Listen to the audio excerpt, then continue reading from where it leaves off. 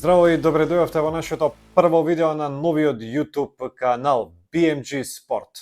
Запомнете го ово име, овој YouTube канал и верувајте дека ќе уживате во сите содржини и видеа кои што ќе ги објавуваме. Јас сум Јовица Симоновски TJ, а вие ја гледате првата емисија од серијалот Overtime with TJ. YouTube шоу каде што ќе ви ги дадам сите потребни информации за најважните надпревари во неделата. Шоу кое што ќе ги забележи предностите и недостатоците на екипите, но и ќе обрне големо внимание на клучните играчи. Едноставно шоу кое што вас ќе ве подготвува за надпреварите.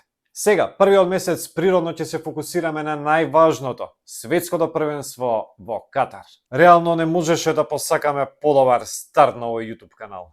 Воведниот надпревар е помеѓу Катар и Еквадор. Надпревар кој секако дека не смеете да го препуштите. Добро, можеше светското првенство да стартува и со многу поинтересен меч, но што е тука е. Но пред да почнеме да навлегуваме во детали за надпреварот, ве молам притиснете subscribe и обележете го звончето за да не пропуштите ниту една од емисиите. Катар е домаќин и го отвара мундијалот, а за нив овој надпревар со Еквадор е секако подобра опција отколку надпревари со Холандија и Сенегал кои се исто така во оваа група. Ова е надпревар помеѓу двата аутсайдери во групата и меч во кој двете селекции можат многу да добијат, но и многу да изгубат. Интересно, во 2018 година двете селекции одиграа меѓународен пријателски надпревар во кој што паднаа 7 гола. Тогаш славеше Катар со 4-3. Не очекувате дека така ќе биде и сега, не очекувам повеќе од 1-2 гола. За Катар, ова е прв настап на еден мундијал. Веројатно да не беа домаќини, ти чека уште долги години за настап на светско првенство. Во рамки на подготовките, Катар одигра неверојатни 16 надпревари само оваа година, 2022. Селекторот тестираше еден куп фудбалери и сега има неверојатен увид на силите со кои што располага. Има 6 победи, 8 нерешени и само 2 порази на овие 16 надпревари. Тоа значи дека во позитивна атмосфера го стартуваат светското првенство. Еквадор од друга страна беше неверојатен во квалификациите во Јужна Америка. Завршија на 4-та позиција веднаш зад Бразил, Аргентина и Уругвај. Самиот факт дека тие беа пред селекции како Чиле, Парагвај, Колумбија доволно говори за квалитетите на овој тим. Тие беа третата екипа со најдобра одбрана во Јужна Америка. Примеа само 19 гола на 18 надпревари. Одбраната и овој пат во Катар е клучниот елемент за Еквадор. Во изминатите 3 настапи на светските првенства само еднаш Еквадор успеа да ја мине групната фаза. Во 2006 година кога беше елиминиран од Англија веднаш во елиминацијската рунда. Катар, што да се каже за Катар? Можеби најслабата страна во оваа селекција е нивното неискуство. Ова е само прв настап на едно светско првенство за Катар. Добро, веќе го кажав тоа. Исто така се соочуваат со голем притисок. Очекувањата од домашната јавност се благо кажано нереални. Е сега, која е силната страна или предноста на Катар? Па... ја не гледам такво нешто во овој тим. Освен, можеби селекторот Феликс Санчес, кој е одличен тактичар и секако од домашниот терен. Ајде збор 2 за Еквадор.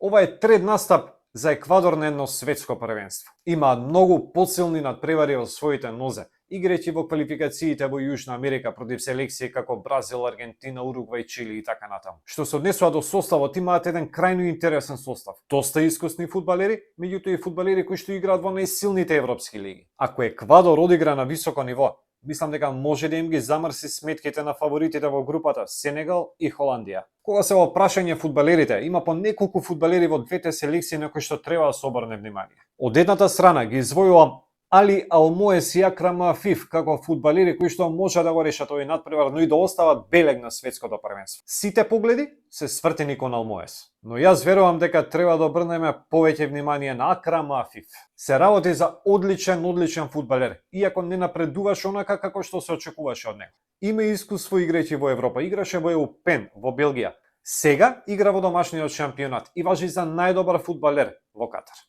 Погледнете ги неговите бројки од минатата сезона. Неверојатно. Да, 18 надпревари, 14 гола и 17 асистенции. Значи, неверојатно. Страшни бројки. На другата страна тука е Енер Валенсија. Внимавајте на овој фудбалер. Игра одлично во Фенербахче сезонава и на 12 надпревари даде 13 гола.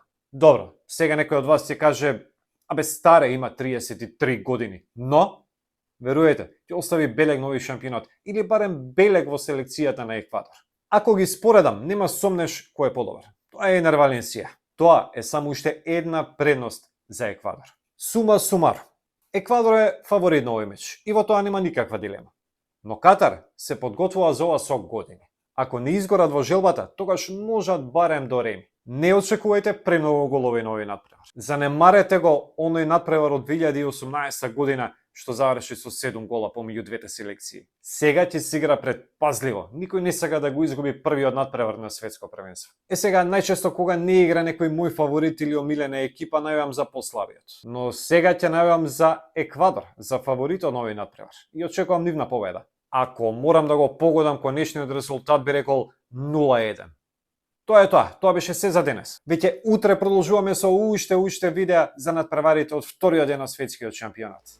Ќе биде уште поинтересно. Ви гарантирам. Поздрав и се гледаме!